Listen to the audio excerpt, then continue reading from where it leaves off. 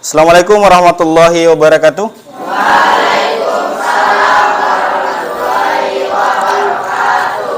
Oke, ketua kelasnya silakan siapkan.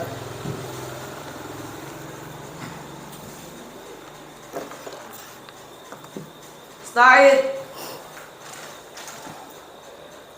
Qiyaman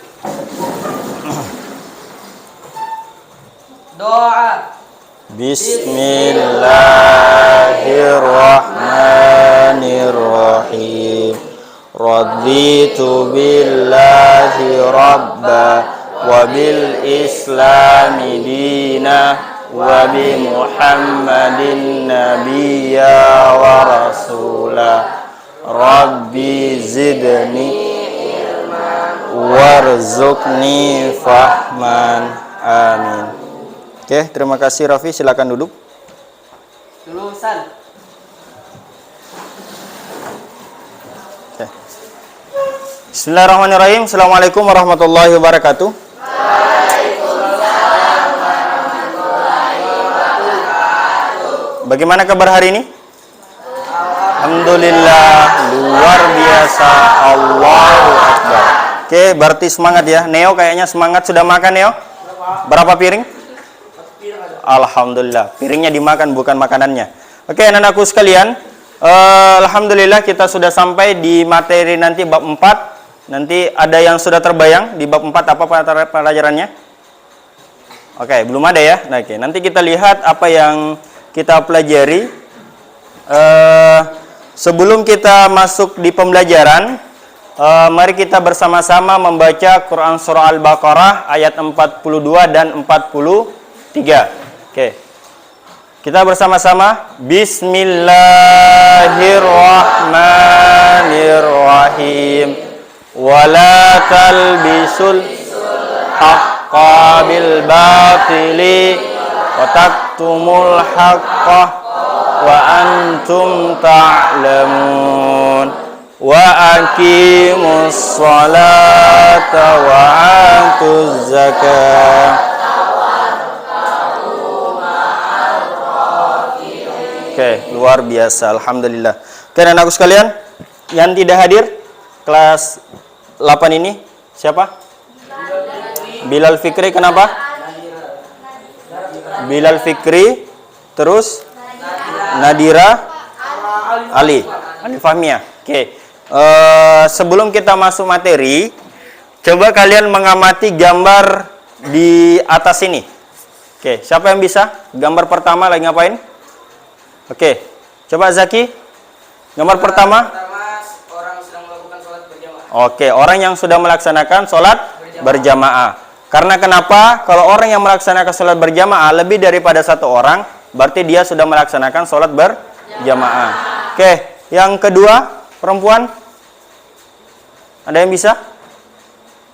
Oke, laki-lakinya kembali. Ya.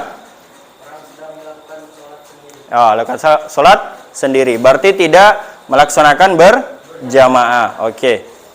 Selanjutnya anakku sekalian, di materi ini saya melaksanakan model pembelajaran based learning. Based learning itu adalah pengertiannya pembelajaran berbasis masalah yang lain adalah metode pengajaran dengan fokus pemecahan masalah yang nyata. Proses di mana peserta didik melaksanakan kerja kelompok. Jadi nanti saya bentuk kelompoknya di pertemuan kedua. Ya, di pertemuan kedua kita nanti di pertemuan terakhir, di pertemuan pertama ini nanti saya bagi kelompok dan minggu depan kita bahas dalam bentuk kelompoknya dan saya kasih materinya. Adapun ruang lingkup penilaiannya ada beberapa, ada 3, yaitu sikap, pengetahuan dan keterampilan. Oke, jadi itu objek penilaiannya. Jadi per individu baik maupun dengan bentuk per kelompok nantinya. Ya. Oke. Jadi kita sudah masuk di bab 4, yaitu lebih dekat kepada Allah dengan mengamalkan sholat sunnah. Oke. Kita lihat peta konsepnya terlebih dahulu. Peta konsepnya ini ada 3 macam bentuk sholat sunnah. Yang pertama, sholat sunnah berjamaah. Yang kedua, yang ketiga, Siapa yang bisa menjelaskan sholat sunnah berjamaah? Oke, coba Raisa. Oke, luar biasa. Yang sholat sunnah mufarid, siapa yang bisa? Oh, Neo. Neo, apa itu? Mufarid bisa dilakukan secara bersamaan. Atau tidak bisa dilaksanakan dalam bentuk berjamaah. Jadi hanya bisa dilaksanakan sendiri. Luar biasa nih. Aplaus. Terakhir, sholat sunnah berjamaah atau mufarid? Oke. Sholat sunnah berjamaah atau munfarid adalah sholat yang bisa dilakukan secara berjamaah atau sendirian. Oke, bisa digunakan dalam bentuk sendiri dan oke. Jadi itu tadi sudah dijelaskan beberapa teman dari Raisa, Neo dan si Rosi. Dijelaskan tadi tentang sholat berjamaah seperti apa pengertiannya, sholat sunnah mufarid seperti apa penjelasannya, dan sholat sunnah mufarid dan berjamaah seperti apa penjelasannya. Kali ini kita hanya menjelaskan beberapa pengertian aja. Satu, menjelaskan pengertian sholat sunnah dengan benar. Dua, menjelaskan macam-macam sholat sunnah berjamaah dengan benar. Oke, selanjutnya pengertian, ya. Jadi nanti di akhir materi atau di akhir pertemuan saya menanyakan tentang pengertiannya ini. Sholat sunnah adalah sholat yang dianjurkan untuk mengerjakannya.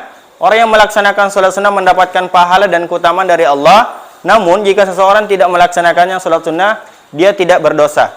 Oke, dari sini siapa yang bisa menjelaskan pengertian wajib dan sunnah? Siapa yang bisa? Oke, wajib Bila dilakukan akan mendapat pahala, jika tidak dilakukan mendapatkan dosa. Oke, terus sunnah? Sunnah, jika dilakukan mendapat pahala, jika tidak dilakukan tidak mendapat dosa. Oke, luar biasa. Jadi gitu ya, pengertian dari wajib dan sunnah. Namun kita bahas di sini adalah sholat sunnah. Sholat wajibnya itu ada 5. Apa itu? Subuh, zuhur, dan isya. Oke, luar biasa. Oke, kita langsung macam-macam sholat sunnah. Nah, lihat ini macam-macamnya. Di sini tadi yang sudah dijelaskan macam-macam sholat sunnah berjamaah, macam-macam sholat sunnah mufarid, dan macam-macam sholat sunnah berjamaah atau munfarid. Namun kita bahas ini dulu terlebih dahulu, ya. Kita bahas ini yaitu sholat Idain atau sholat Idul Fitri dan sholat Idul Adha, sholat istisqa meminta hujan, sholat kusuf atau gerhana matahari, yang keempat sholat kusuf atau gerhana bulan. Oke, selanjutnya, sholat sunnah berjamaah. Siapa yang bisa baca? Oke, Zaki. Sholat sunnah berjamaah. Ada beberapa sholat sunnah yang sebaiknya dilakukan secara berjamaah, yaitu sholat Idain, sholat Idul Fitri dan Idul Adha, sholat Istiqa, sholat kusuf, dan sholat kusuf. Gerhana bulan. Oke. Amati gambar berikut ini.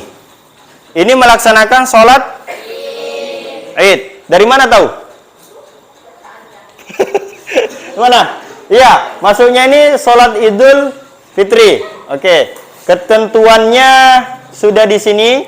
Perbanyak bacaan takbir atau tahmid, tasbih sebelum sholat.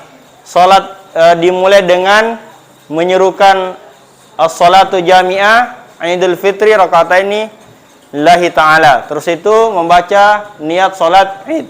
Oke, siapa yang pernah sholat Id? Semuanya sudah? Oke, alhamdulillah. Mudah-mudahan tahun depan kalau panjang umur kita juga melaksanakan sholat Id kembali. Amin ya rabbal alamin. Oke, kita bahas terlebih dahulu yaitu sholat sunnah hari raya Idul Fitri. Perhatikan sholat Idul Fitri. Yang pertama membaca niat. Siapa yang bisa baca niatnya? Ayo, ini rombongannya ini. Coba bersamaan. Usolli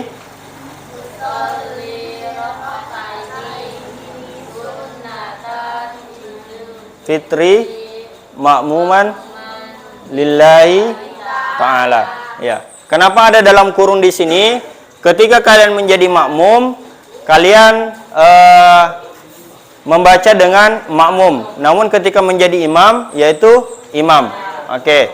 Terus yang kedua, takbiratul ihram. Hafal takbiratul ihram? Coba semua 1, 2, 3. Allah kabira.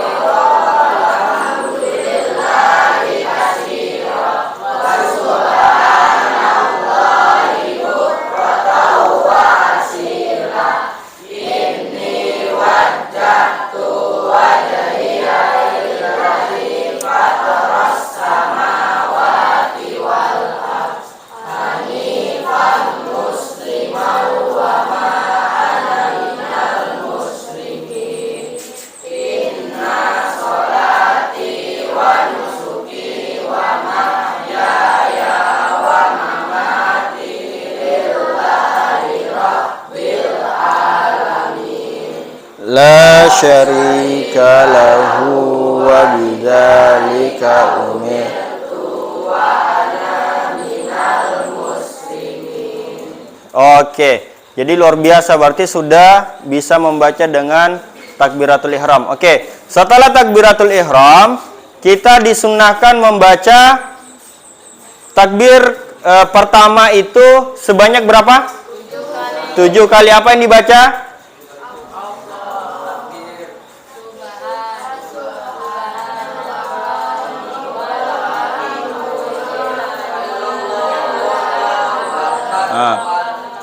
Subhanallah walhamdulillah wala ilaha illallah wallahu akbar. 1. Kembali lagi, subhanallah walhamdulillah wala ilaha illallah wallahu akbar, dan seterusnya sampai 7 kali. Bacaan selanjutnya sama, membaca Fatihah ini dan seperti sholat biasanya. Oke, selanjutnya sama dengan tata cara sholat Idul Adha.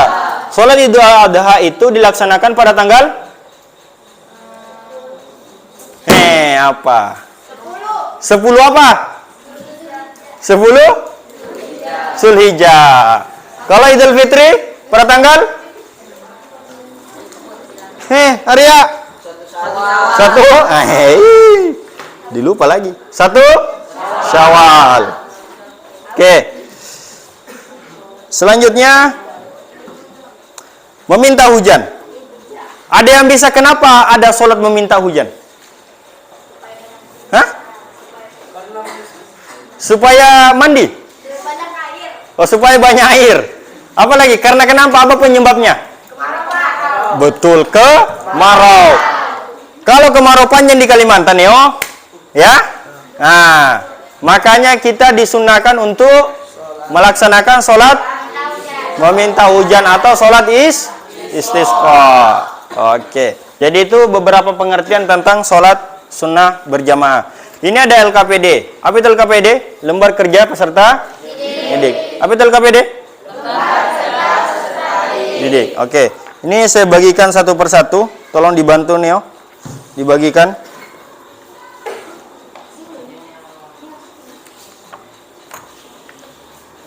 Oke. Coba sini. Bagi.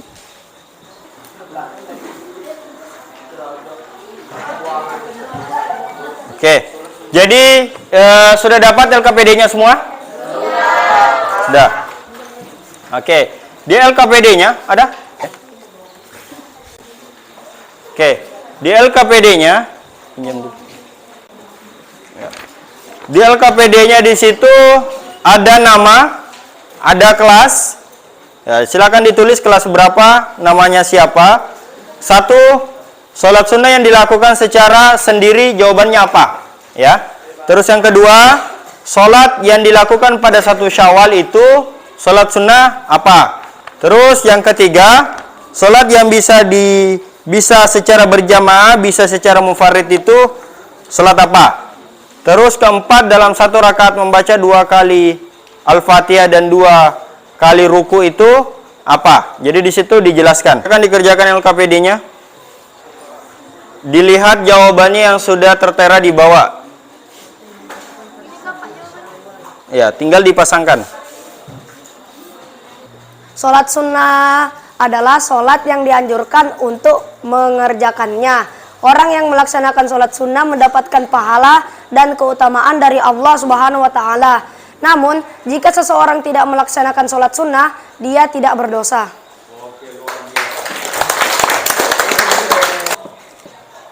Oke, selanjutnya coba jelaskan tentang macam-macam sholat sunnah berjamaah. Sholat sunnah berjamaah itu ada 4, Pak. Yang pertama, sholat idain, Idul Fitri, dan Idul Adha. Terus yang kedua, sholat istiqa meminta hujan. Terus yang ketiga, sholat kusuf, gerhana matahari.